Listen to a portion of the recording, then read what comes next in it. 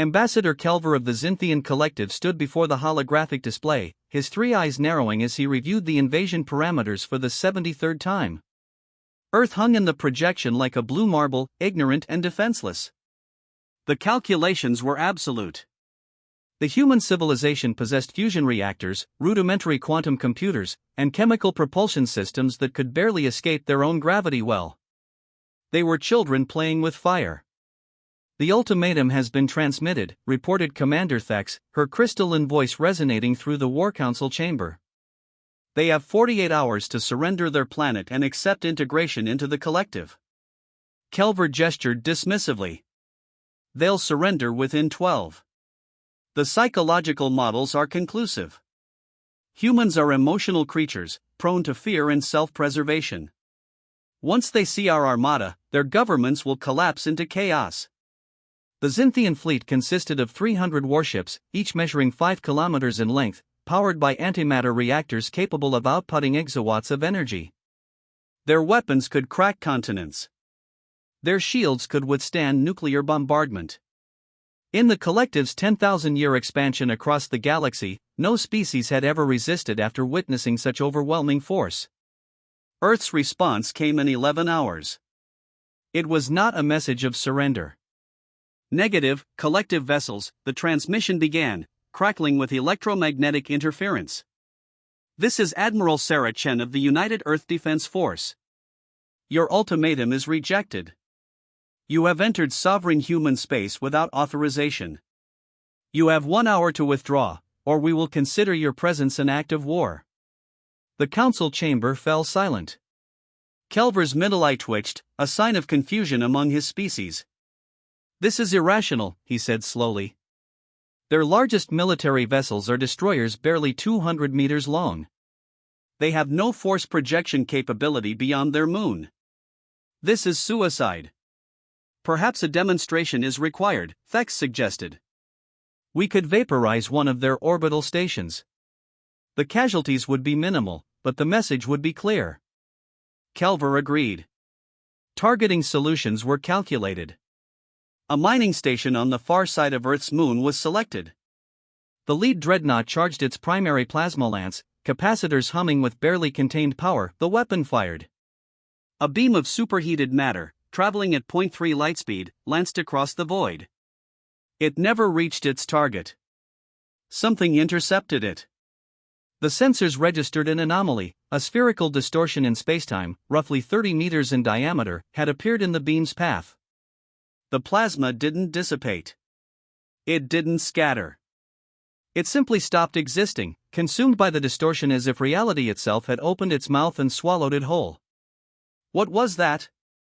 Kelver demanded.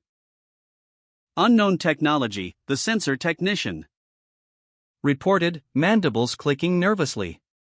"The distortion signature doesn't match any known physics. It's as if they're manipulating the underlying quantum field structure. Impossible. They don't have that capability." "Our intelligence." "Sir, multiple spatial anomalies detected. Everywhere." The holographic display exploded with data. All around the collective fleet, distortions were blooming like flowers. Not 30 meters across. Not even 300 meters. These were massive, kilometers-wide tears in spacetime, and from each one emerged something that made Kelver's blood turn cold. Ships. Human ships. But not the primitive destroyers intelligence had predicted.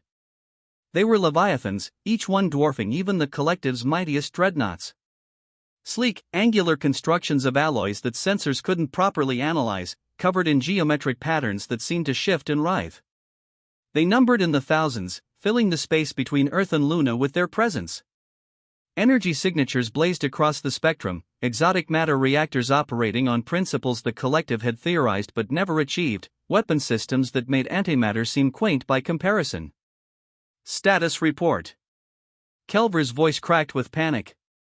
"They're using traversable wormholes for FTL transit," the science officer reported, his voice hollow with disbelief.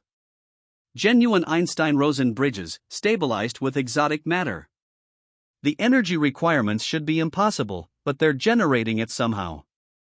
And sir, those geometric patterns on their hulls, they're not decorative. They're actively manipulating space-time curvature. The ships don't have shields. They're warping space itself around them. Admiral Chen's face appeared on every screen in the council chamber. She was human, unremarkable by collective standards, with dark hair graying at the temples and eyes that held no fear whatsoever. Let me correct some misconceptions, she said calmly. You scanned our civilian infrastructure and assumed you saw our military capability. You didn't. What you saw was what we wanted you to see. Did you really think a species would advertise its true defensive capabilities to every alien civilization watching? Kelver tried to speak, but his vocal organs had seized. Chen continued. We've been monitoring your collective for 70 years. We know about your expansion philosophy, your integration protocols, your complete disregard for species autonomy. We watched you absorb 47 civilizations. We decided we'd be ready if you ever looked our way. Those ships you see represent 2 decades of dedicated military development, hidden in facilities you never detected. We didn't invent warp drives and quantum manipulation overnight. We've been working on it since we first detected your transmissions. We just didn't tell anyone. One of the human warships drifted forward. A single vessel, 5 kilometers long, bristling with weapons that made the collective's plasma lances look like toys. It positioned itself directly in front of the flagship. You have 1 hour to leave this system, Chen said. If you're still here when time expires, we'll demonstrate exactly what a species fighting for its survival can accomplish. And I promise you, Ambassador Kelver, you won't enjoy the lesson. The transmission ended.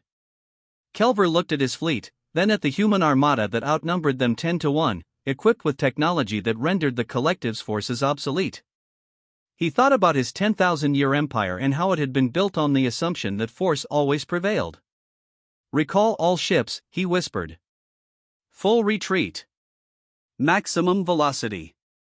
As the collective fleet fled through conventional space, unable to risk opening wormholes in Earth's defended space, Kelver watched humanity's warships hold their positions like silent sentinels.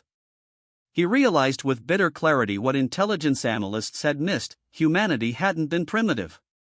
They'd been patient. And patience, combined with determination, had just rewritten the balance of power in the galaxy.